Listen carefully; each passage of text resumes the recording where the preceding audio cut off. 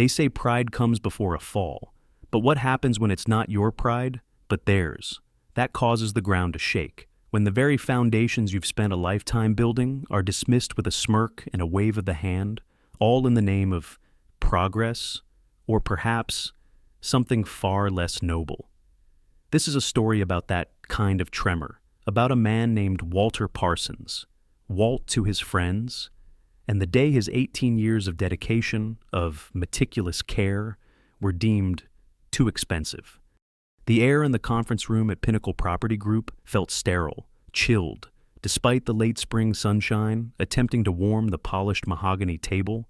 Walt Parsons, 55 years old, his hair more salt than pepper now, sat with a stillness that belied the sudden, sharp jolt he'd received just moments before.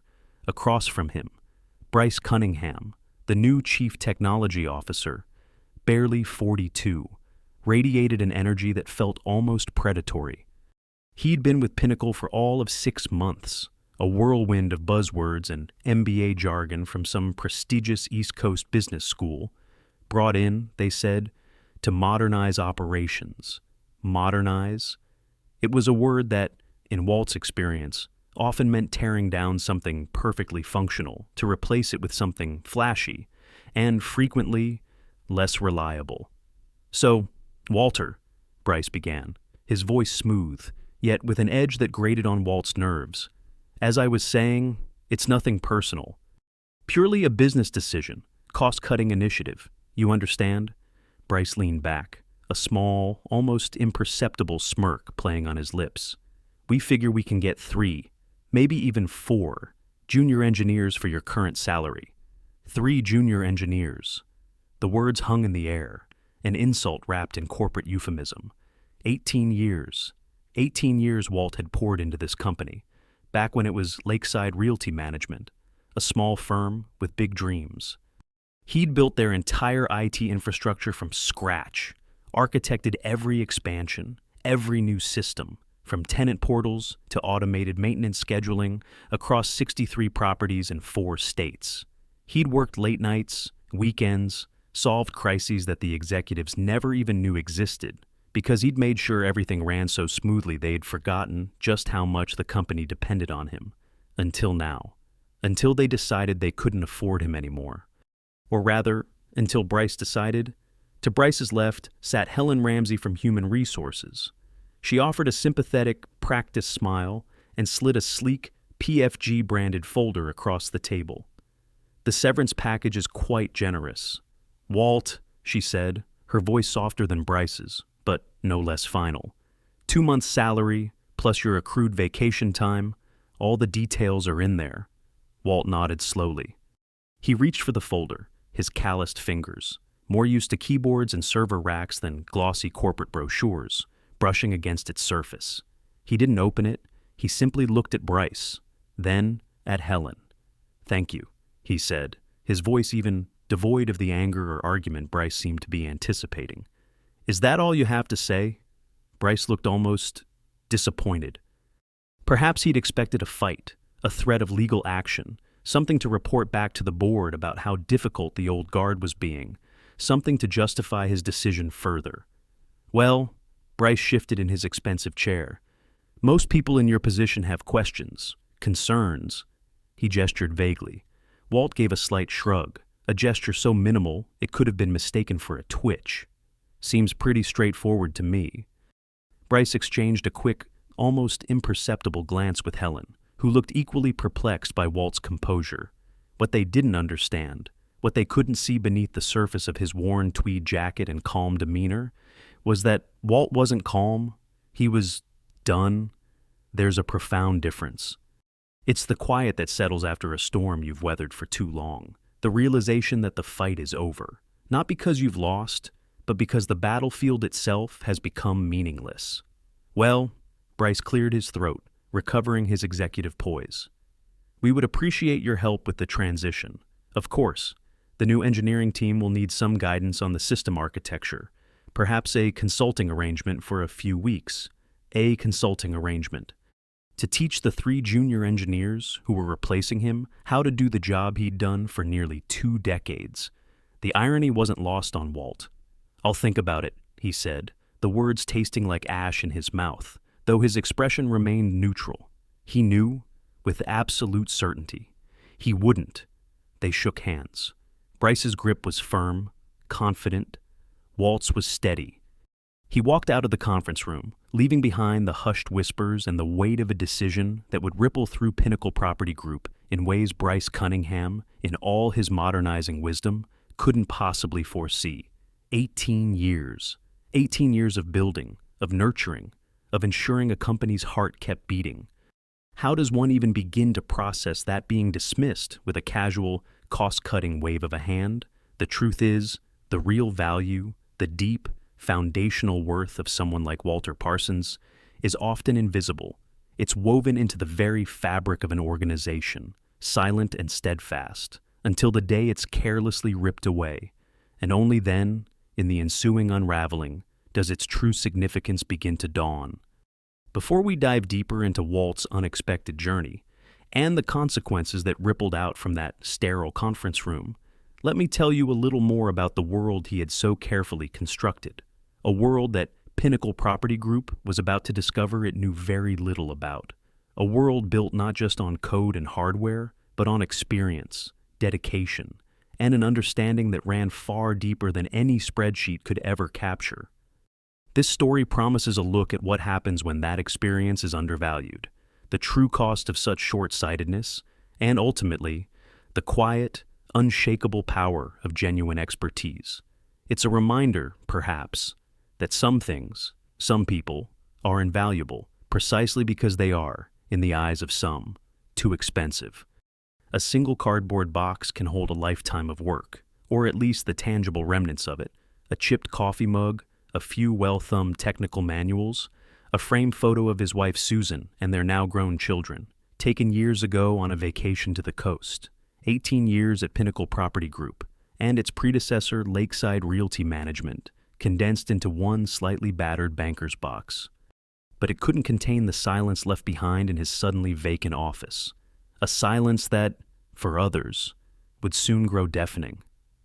Walt carried the box through the familiar corridors, past cubicles where heads were bent low, conversations abruptly ceasing as he approached. He nodded a goodbye to a few colleagues, the ones who'd been around long enough to remember when the IT department was just him and a prayer. Some looked away awkwardly, perhaps fearing a similar fate awaited them, the unspoken anxiety of corporate reshuffles hanging heavy in the air. Others offered a tight, sympathetic smile. No one said much. What was there to say? As he walked through the parking garage towards his trusty, aging pickup truck, his phone buzzed. A text message. He pulled it out, squinting at the small screen.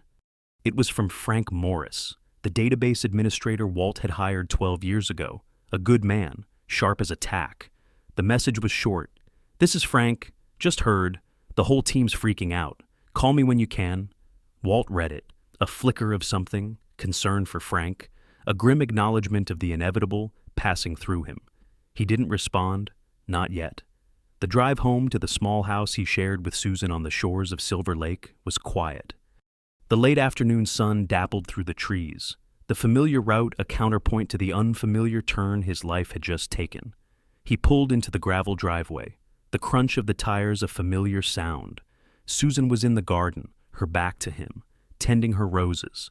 She must have heard the truck, though, because she straightened up, wiping her brow with the back of a gloved hand, and turned, her expression questioning.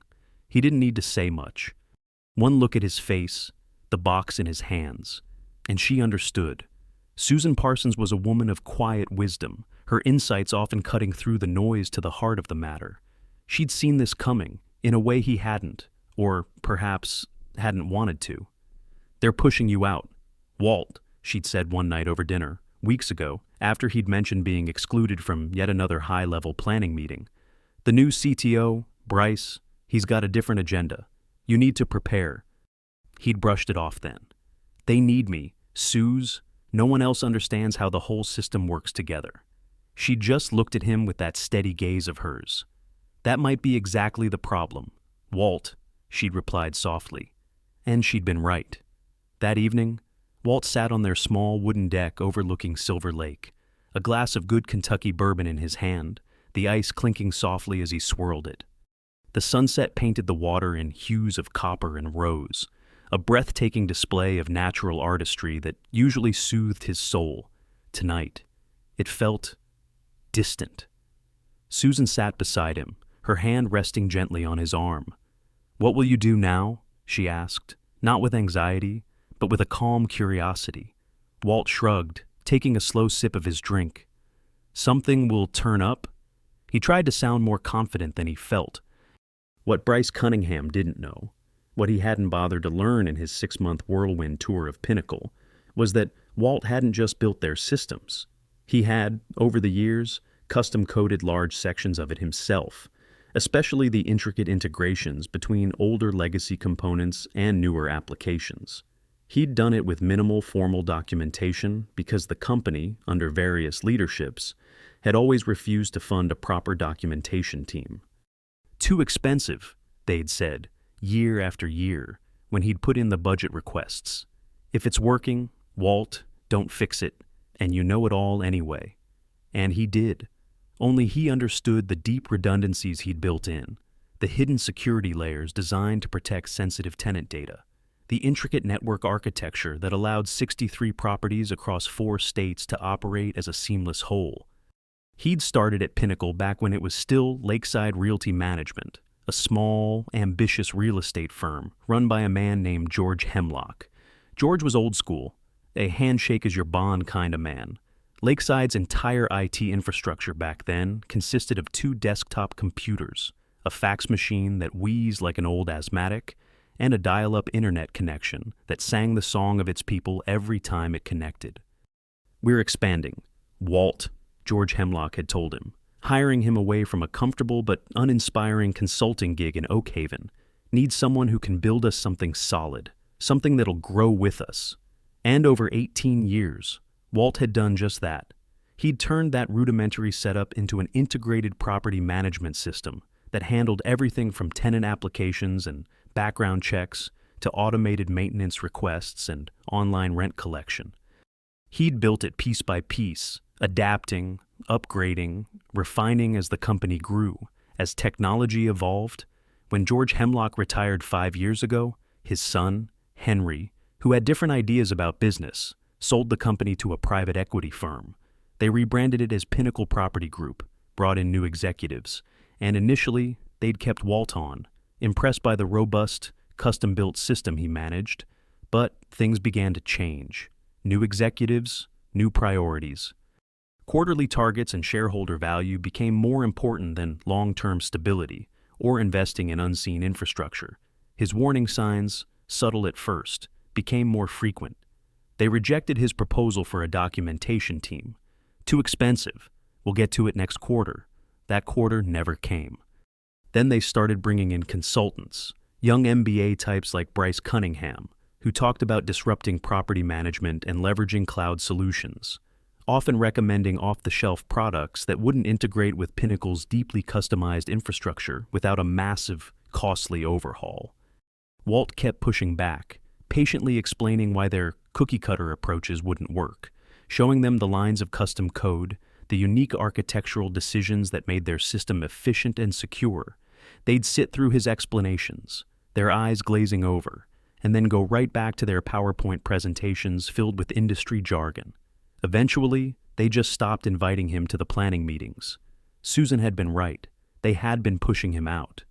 He hadn't just built their systems. In many ways, he was their system. A truth they were about to learn, the hard way. One wonders, doesn't one, if Mr. Cunningham, in his zeal to modernize and cut costs, ever paused to consider the intricate web he was so eager to tear apart, or the knowledge that walked out the door with that single cardboard box, the kind of knowledge that isn't found in manuals, because no one ever thought it was worth the expense to write them. 2 weeks can feel like an eternity when the silence you crave from an old employer turns into a barrage of increasingly panicked voicemails.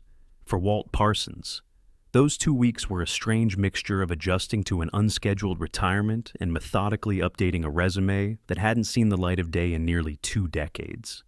He'd set up a small home office, a corner of the guest bedroom overlooking the quiet street, and was meticulously cataloging his skills and accomplishments, a task that felt both daunting and oddly therapeutic. The bourbon by Silver Lake had given way to morning coffee and a renewed sense of purpose, albeit one not yet clearly defined. The first call came exactly 14 days after his termination.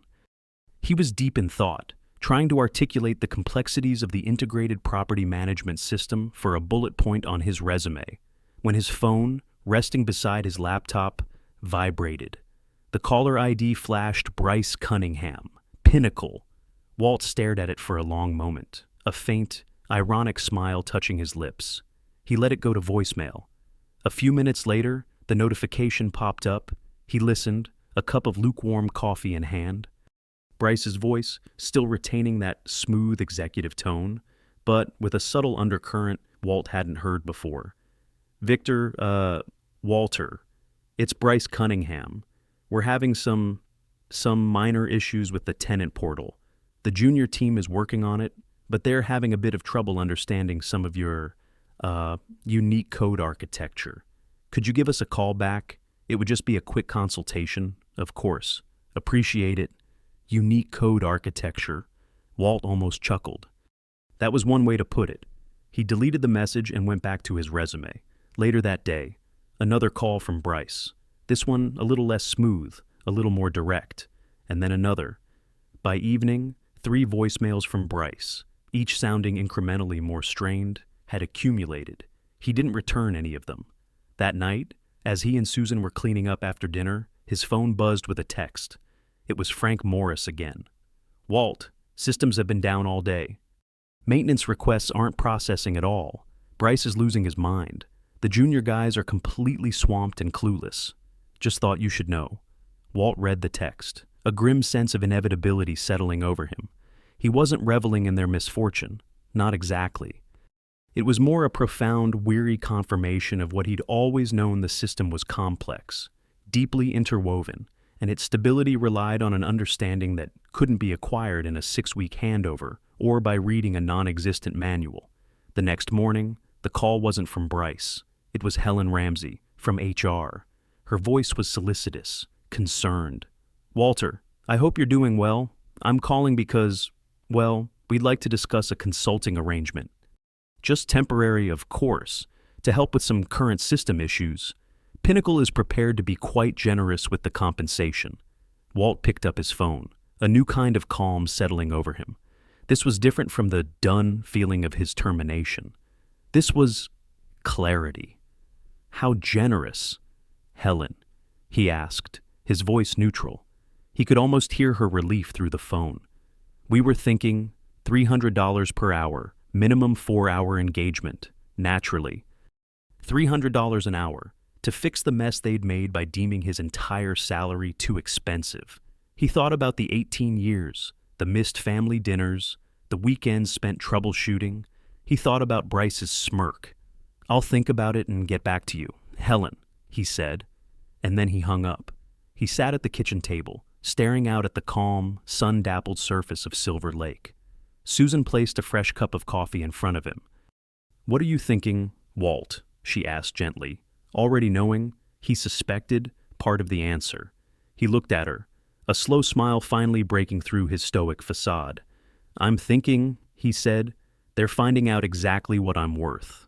And it wasn't just about the money, though the figure was, he had to admit, somewhat satisfying. It was about the acknowledgement, however reluctant, however forced by circumstance, of the value he represented, the value they had so casually discarded. Over the next 3 days, the calls increased in frequency and desperation. Bryce called again, his voice tight with barely concealed panic. Helen Ramsey called, her tone shifting from solicitous to pleading.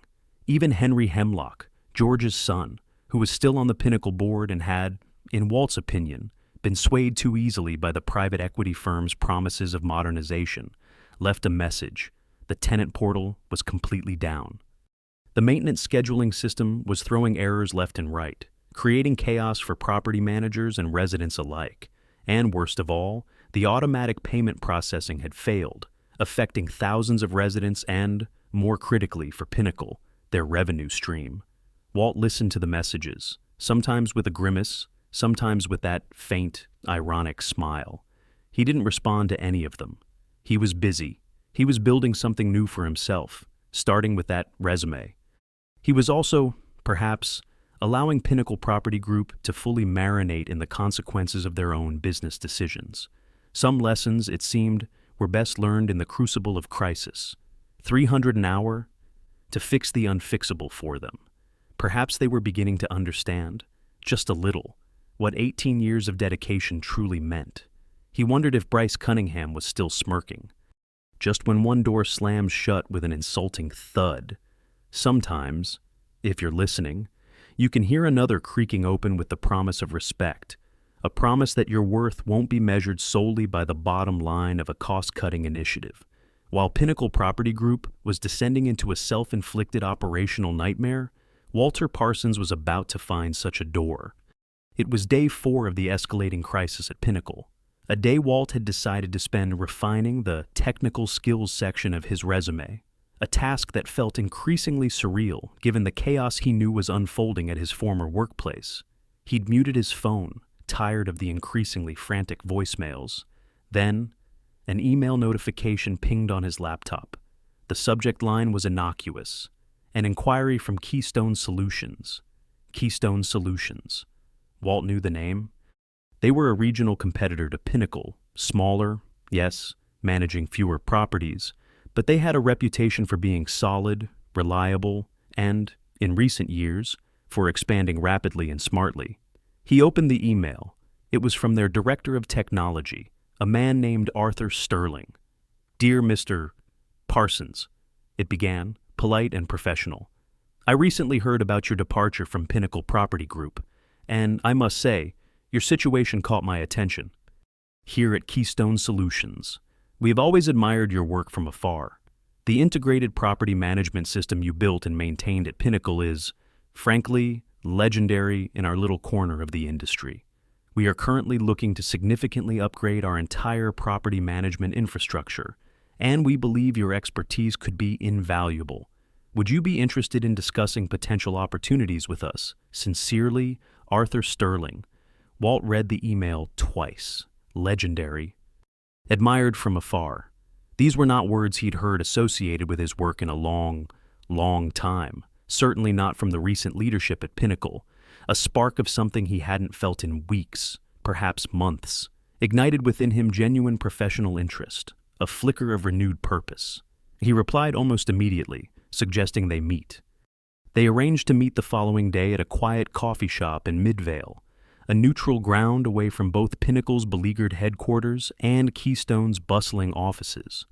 Arthur Sterling was a man about Walt's age, perhaps a few years younger, with a thoughtful demeanor and eyes that suggested he listened more than he spoke.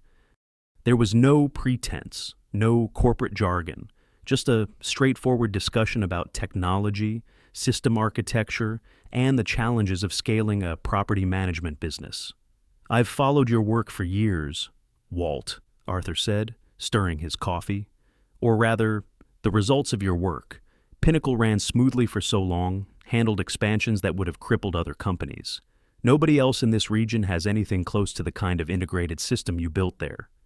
That kind of stability, that kind of foresight. It doesn't happen by accident." "Thank you," Walt said, feeling a warmth spread through him that had nothing to do with the coffee. "It took time. A lot of it. That's what I want to talk about." Arthur continued, leaning forward slightly. "Time and building something right.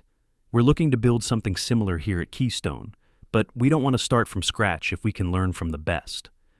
More importantly, we want to build something better than what's out there now. We need someone who truly understands the architecture, the integration points, the security layers that are critical in this business. Someone who can see the big picture and dive into the details. Someone." He paused, looking directly at Walt. "Who can build us something that will last, something that will be the foundation of our future growth." Walt felt a sense of alignment he hadn't experienced in years. This wasn't about patching a failing system or being a temporary stopgap. This was about building, creating, leading. "I'm interested, Arthur," he said, the words coming out with a conviction that surprised even himself. Arthur Sterling smiled, a genuine, unforced smile. Good, because I'm prepared to offer you the position of Chief Systems Architect at Keystone Solutions. It comes with full benefits, stock options, and a salary that I believe you'll find is 20% higher than what you were making at Pinnacle. 20% higher, stock options, Chief Systems Architect. It was a good offer? Almost too good, Walt thought, a sliver of his ingrained caution surfacing. Why me, Arthur? He asked. There are younger engineers out there, cheaper ones, I'm sure. The words echoed Bryce Cunningham's sentiment, but hearing them in this context felt different. Arthur chuckled, a dry, knowing sound. You sound like your former employer. Walt, believe me, we've tried that route. Hired 3 bright young engineers straight from top schools a couple of years ago. Brilliant kids. They built us something sleek and modern that crashes every time we get more than 100 simultaneous users. We don't need cheap, Walt. We need reliable. We need experience. We need you. The contrast was stark. Pinnacle, under Bryce Cunningham, saw experience as a liability, an expense to be cut. Keystone Solutions, under Arthur Sterling, saw it as an asset, an investment in their future. It's a funny thing about reputation, isn't it? Some try to tarnish it, to dismiss it as outdated or unnecessarily complex, while others, the ones who truly see, recognize its enduring gleam. Walt was about to step into a place where his gleam wouldn't just be seen, but polished, valued, and given the resources to shine even brighter. He told Arthur he'd give him his decision by the end of the day. But in his heart, Walter Parsons already knew. A new horizon was opening up, and it looked a lot brighter than the flickering, chaotic lights of Pinnacle Property Group. When backed into a corner, some will offer a carrot, a sweeter deal, a more desperate plea. But when that fails, the stick is often not far behind, wielded with the clumsy frustration of those who are used to getting their own way. Walter Parsons was about to experience this firsthand, as the ripples of his quiet refusal to be Pinnacle's emergency repairman reached their increasingly frantic shores. He accepted Arthur Sterling's offer that same afternoon, a sense of quiet satisfaction settling over him. He was scheduled to start at Keystone Solutions the following Monday. For the first time in weeks, the future felt clear, promising. That evening, as he and Susan were preparing dinner, the aroma of garlic and herbs filling their cozy kitchen, the doorbell rang. It was an unexpected interruption. They weren't expecting anyone. Walt opened the door to find Bryce Cunningham standing on his porch. The new CTO of Pinnacle Property Group looked different. His usually immaculate designer suit was wrinkled, his expensive glasses slightly askew, and there was a frantic, almost haunted look in his eyes that hadn't been there during their last meeting in the sterile Pinnacle conference room. Victor Walter, Bryce stammered, his usual confidence completely gone. I apologize for dropping by unannounced, but we have an emergency situation, a critical emergency. The entire system is down. Nothing is working. The team, the junior team, they can't figure out what's wrong or how to fix it. He ran a hand through his already disheveled hair. Walt leaned against the doorframe, observing Bryce with a calm he didn't entirely feel. The desperation rolling off the younger man was palpable. That sounds serious, Walt said, his voice neutral. Serious! It's catastrophic, Bryce exclaimed, his voice rising. We need your help. Walter, the board has authorized me to offer you a substantial consulting fee. $500 per hour. Whatever it takes, just name your price. We need you to come in, right now, and get us back online. $500 per hour. Walt thought about the cardboard box in his garage, holding the physical remnants of his 18 years of work. He thought about Bryce's smirk, the casual dismissal. Nothing personal, just cost-cutting. He thought about the repeated refusals to fund a documentation team, the very documentation that might have helped those junior engineers navigate the labyrinth he'd built. I'm sorry to hear about your troubles, Bryce, Walt said quietly, his gaze steady. But as I believe I mentioned, I have other commitments now. In fact, I start a new position on Monday. He didn't elaborate that his interview tomorrow had already turned into a signed contract with Keystone. Bryce stared at him, aghast. Other commitments, Walter? This is Pinnacle. This is the system you built. Surely, you have some loyalty, some responsibility. My loyalty was to a company that valued my contributions. Bryce, Walt replied, his voice still quiet but firm. And my responsibility ended the day you handed me that severance package. He paused, letting the words sink in. I have an interview tomorrow, he repeated, a slight, almost imperceptible emphasis on the word, a callback to their last conversation, now imbued with a new finality. It was a subtle way of saying, you had your chance. You made your choice. He then added, for clarity, something has, indeed, turned up, just like I thought it might. He began to close the door. Bryce, seeing his last hope slipping away, took a step forward, his demeanor shifting abruptly from pleading to something harder, uglier. Wait, he said, his voice taking on a steely edge.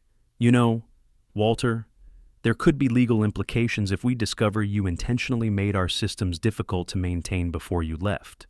Non-compete clauses, intellectual property concerns. We have lawyers. Very good ones. There it was. The threat. The stick, now that the carrot had failed so spectacularly. Walt felt a flicker of anger, a cold wave that washed away the last vestiges of any lingering sympathy he might have had for Bryce's predicament. This wasn't about loyalty or responsibility anymore. This was about blame, about finding a scapegoat for their own incompetence. He met Bryce's gaze, his own eyes unblinking. The system is exactly as it was when Pinnacle Property Group repeatedly denied my requests for a proper documentation team. Bryce, Walt stated, his voice even, but with an underlying current of steel Bryce hadn't encountered before. Every line of code, every piece of hardware, belongs to Pinnacle. As specified in my employment contract, I've taken nothing with me except my own experience and knowledge. But by all means, feel free to have your lawyers contact mine, should I deem it necessary to retain one. He didn't wait for a reply. He simply closed the door, firmly, on Bryce Cunningham's stunned, furious face, and went back to helping Susan with dinner. His hands were shaking slightly as he picked up the vegetable peeler, not from fear, he realized, but from a profound, righteous anger he hadn't allowed himself to fully feel until that very moment. The sheer audacity of it. To dismantle a man's legacy through neglect, to devalue his experience with such casual disdain, and then, when their own house of cards inevitably collapsed, to accuse him of sabotage. It makes you wonder about the kind of pressure, the kind of arrogance that can twist judgment so thoroughly, doesn't it? For the first time since his termination, Walt felt a sense of peace wash over him. Not satisfaction, not vindication, but a deep, clear-eyed clarity. He wasn't going to help them fix what they themselves had broken. His path lay forward, with Keystone, not backward, into the mess Pinnacle had created. Sometimes, the best way to understand the depth of a past mistake is to see someone else building it right, brick by painstaking brick, with the foresight and care that was so conspicuously absent before. As Walter Parsons began his new role as Chief Systems Architect at Keystone Solutions, he wasn't just building new systems, he was building a new future for himself, grounded in respect and a shared vision of quality. His first weeks at Keystone were a whirlwind of activity, but it was a good kind of whirlwind. Arthur Sterling was true to his word, giving Walt the autonomy and resources he needed. The atmosphere was collaborative, a stark contrast to the increasingly siloed and political environment he'd left behind at Pinnacle. Walt immediately began laying the groundwork for Keystone's new property management infrastructure, with a core principle he'd fought for, and lost, at Pinnacle Comprehensive Documentation from day one. He met with engineers, department heads, even customer service representatives, gathering requirements, sketching out architectures, fostering a culture of shared understanding. Meanwhile, the news from Pinnacle, when it trickled in, was grim. Alan, his old database administrator, kept him updated through occasional, discreet texts. The system had been partially restored by an expensive outside consulting firm that specialized in legacy system recovery, but critical functions were still failing or unreliable. Tenant complaints were mounting. Employee morale, Alan reported, was at an all-time low. About a month after Walt started at Keystone, Frank Morris, the loyal DBA, appeared at his new office door. Frank looked tired, a little worn around the edges, but there was a spark of his old self when he saw Walt. "Got time for lunch?" "Walt?" he asked, a laptop bag slung over his shoulder.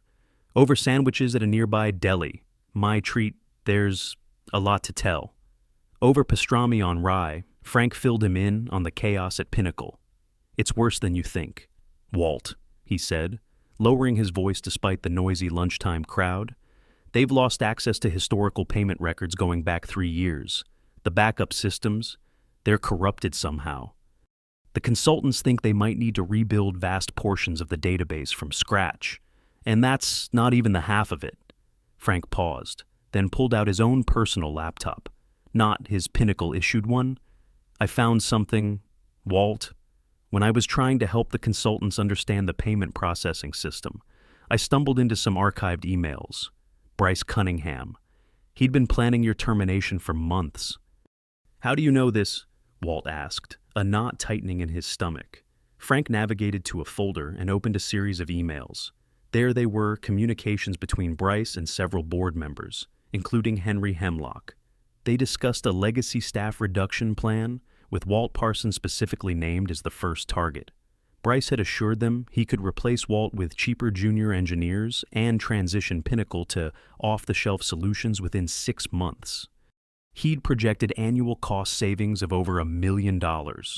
One line from Bryce stood out, burning itself into Walt's memory. "Parsons' custom systems are unnecessarily complex. He's made himself indispensable by design, not necessity." Walt read through the emails, a strange sense of detachment washing over him. It wasn't shock, not anymore. It was a cold, clear understanding of the premeditated nature of his dismissal. It wasn't just about cost-cutting. It was about Bryce asserting control, about fitting Pinnacle into a pre-packaged mold that would make it look leaner, more modern for a quick sale. "There's more," Frank said, his expression grim. "The private equity firm that owns Pinnacle. They've been prepping to sell the company for over a year. Bryce was brought in specifically to cut costs, to make the company look more profitable on paper before the sale. That's why they resisted proper documentation, why they pushed for standardization even when it didn't make sense. It wasn't about improving the company, Walt. It was about dressing it up for a quick flip. Now it all made sense. The resistance, the dismissiveness, the sudden focus on reducing senior staff costs. It was never about building something better. It was about a financial maneuver, and he, Walter Parsons, with his deep, unnecessarily complex knowledge, was simply an obstacle to be removed. "Why are you showing me this?" Walt asked, though he suspected he knew the answer. Frank closed his laptop. "Because I quit yesterday, Walt, and I'm not the only one. Half the IT department has left or is actively looking. The consultants are estimating at least 6 months to restore full functionality, maybe longer if they have to rebuild that database." He hesitated. "And because Summit Ridge Holdings, Pinnacle's biggest client, they represent nearly 30% of Pinnacle's revenue, is seriously considering jumping ship. They've lost all faith in the management system and, frankly, in Pinnacle's leadership." Walt thought about the implications. Losing Summit Ridge would be devastating for Pinnacle, especially with a sale pending. It could crater the company's valuation. "What will you do now?" Walt asked Frank. A grin finally spread across Frank's face. "Actually, Walt, I was hoping Keystone Solutions might be hiring experienced database administrators, ones who appreciate robust systems and proper documentation." Later that afternoon, Walt spoke with Arthur Sterling about bringing Frank Morris on board. Arthur, having heard snippets of Pinnacle's woes, agreed immediately. "Good people are hard to find, Walt," he'd said, "especially ones who've seen firsthand what happens when you don't do things right." They were building a team at Keystone, brick by brick, with people who understood what it meant to create systems that lasted, systems built on integrity and expertise, not just on the fleeting promise of a quick profit. Walt, looking out at the busy, collaborative space of his new office, felt a renewed sense of purpose. He wasn't just building systems anymore. He was helping to build a culture. Walt to Frank, after hearing about Summit Ridge, losing them, that would be devastating. especially with a sale pending. He paused, a thoughtful expression on his face. It seems some lessons are only learned when the bill comes due, and in Pinnacle's case, it's shaping up to be a very, very hefty one. The quiet satisfaction he felt wasn't about revenge, but about the inevitable, almost karmic, balancing of scales. In the world of business, as in nature, an ecosystem is a delicate balance. One company's crisis, a sudden void in the marketplace, can become another's crucible, a test that forges them into something stronger, or, if mishandled, breaks them entirely. For Keystone Solutions and for Walter Parsons, such a moment was rapidly approaching.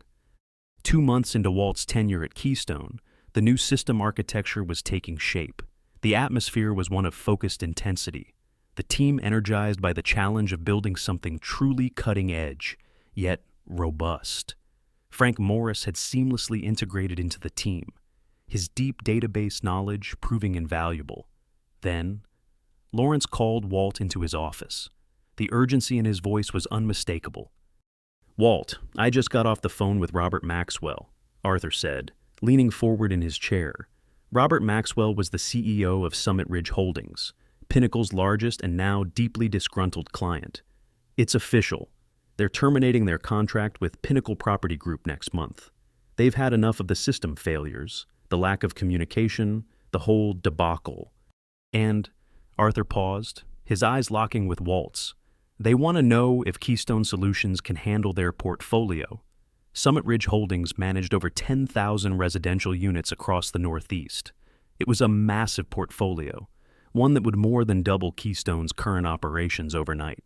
Walt felt a jolt, a mixture of excitement and trepidation. He knew the system they were building at Keystone was good, potentially the best in the region, but it wasn't fully ready for that kind of scale. "Arthur, with all due respect," Walt began carefully, "we're not ready for that kind of scale. Not yet.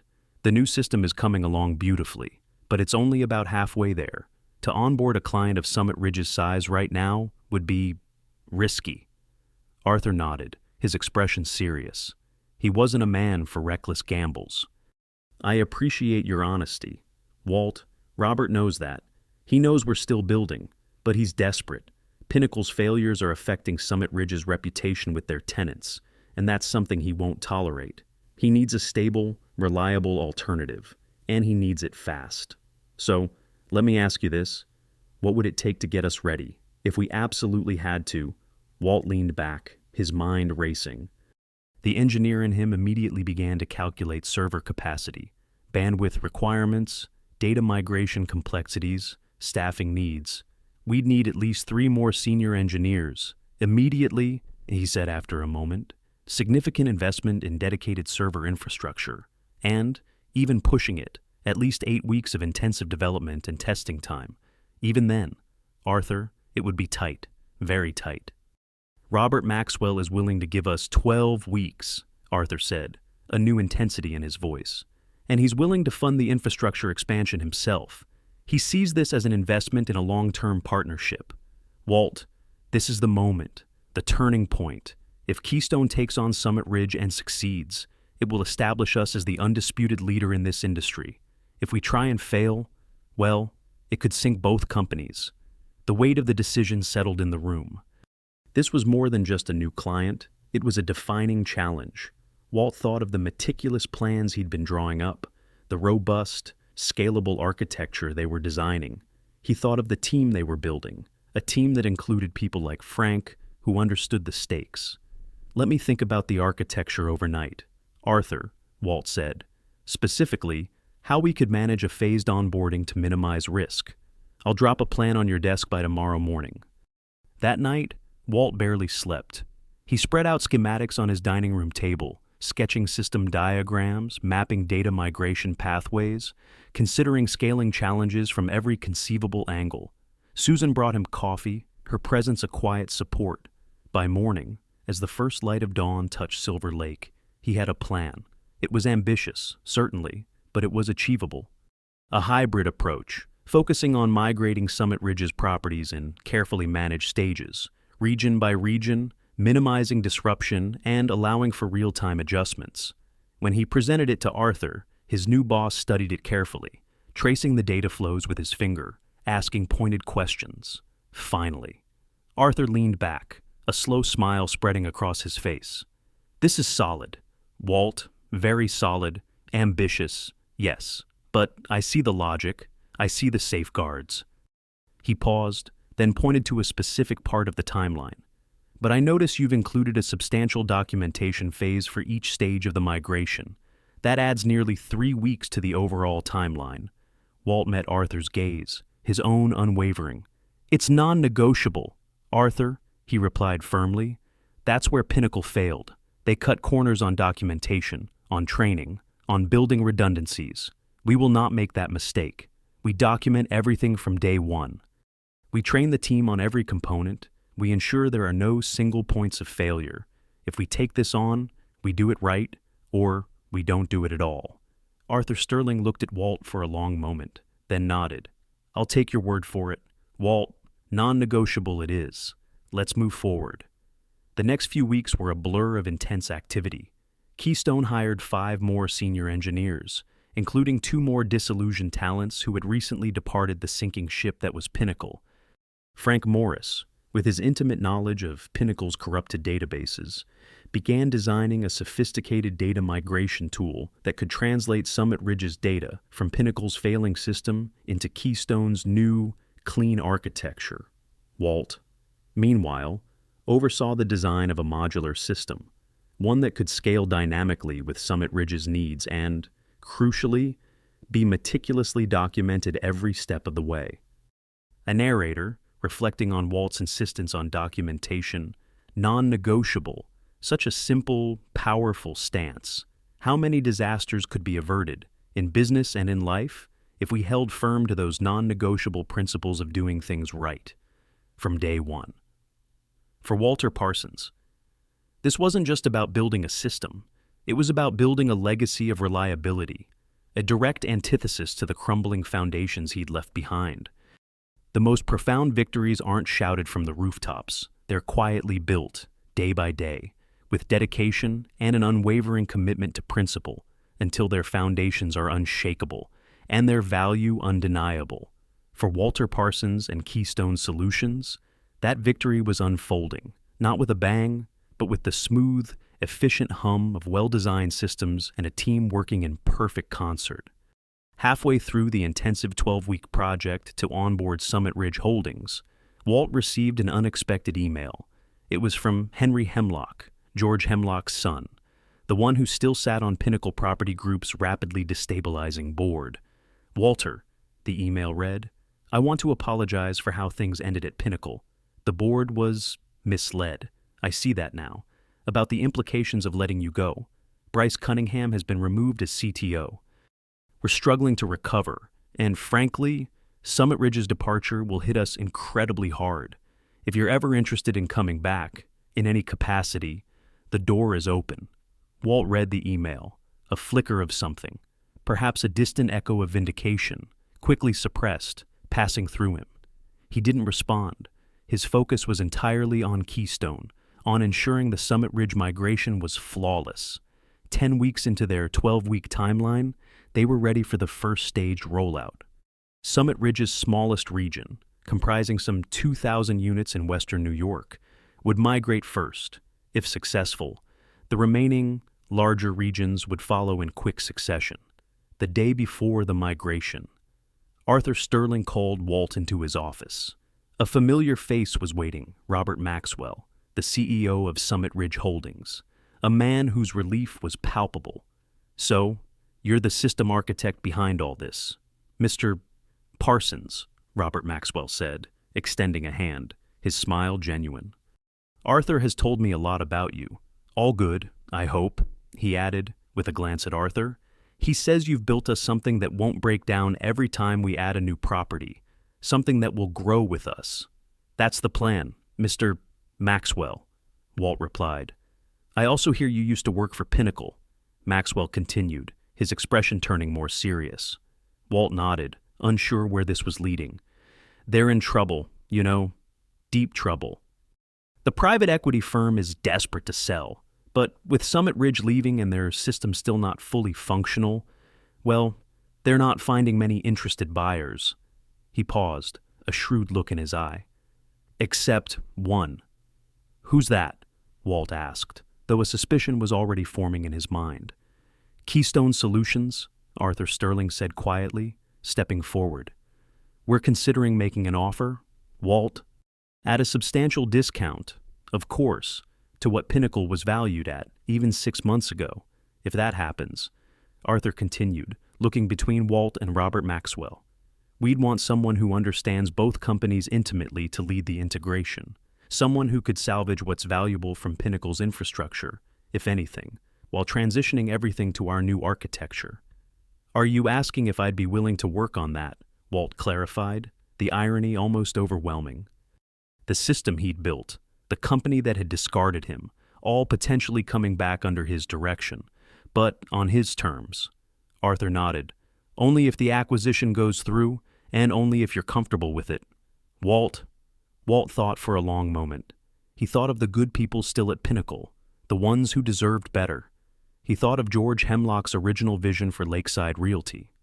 He thought of the potential to truly transform the property management landscape in the region, building on Keystone's strengths and learning from Pinnacle's failures. I'd be willing, he said finally, but I have one condition. Arthur, we do it right. Full documentation, proper training, no shortcuts, no exceptions. Agreed, Walt, Arthur said, a look of profound respect in his eyes. We've all learned that lesson, some more painfully than others. 6 months later, Walter Parsons stood in the lobby of what had once been Pinnacle Property Group's gleaming headquarters. The sign now read, Keystone Integrated Property Management. The acquisition had gone through for less than a quarter of what Pinnacle had been valued at before his departure.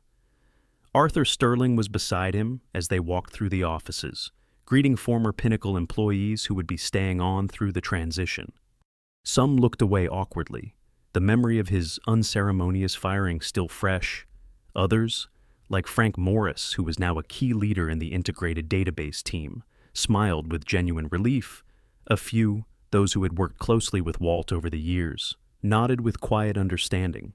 Bryce Cunningham was long gone, as was most of the executive team that had approved his termination. Henry Hemlock had stayed on as a consultant, helping to ease the transition with legacy clients, a man humbled by the turn of events.